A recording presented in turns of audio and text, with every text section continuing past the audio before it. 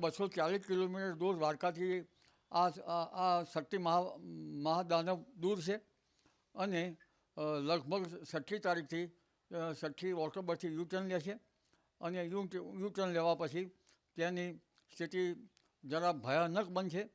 લગભગ પશ્ચિમ સૌરાષ્ટ્રથી દ્વારકાના દરિયા કિનારામાં પશ્ચિમ સૌરાષ્ટ્રના દરિયામાં કરંટ જોવા મળશે અને છેક મુંબઈ ઉત્તર મહારાષ્ટ્રના ભાગો દક્ષિણ ગુજરાતના ભાગોથી લઈને છેક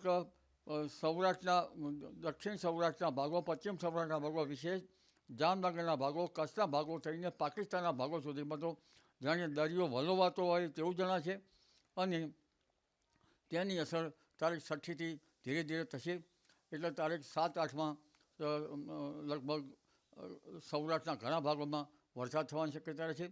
પવનની ગતિના કારણે ભારે વરસાદ થવાની શક્યતા રહે છે કોઈ ભાગમાં.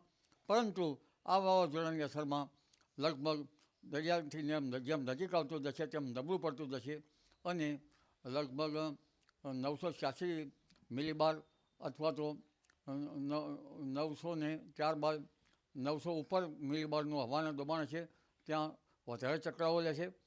કારણ કે લગભગ સમુદ્રનું તાપમાન 26 ડિગ્રી ઉપર હોય છે અને ત્યારે ત્યાંની બાષ્પ ઉપર ચડે છે અને ઉપર ચડતા તે બાષ્પ ઠંડી થાય છે અને કોરિયોલિસ ફોર્સના કારણે આ વાવાઝોડું ચક્રાવ રૂપે લેતું હોય છે.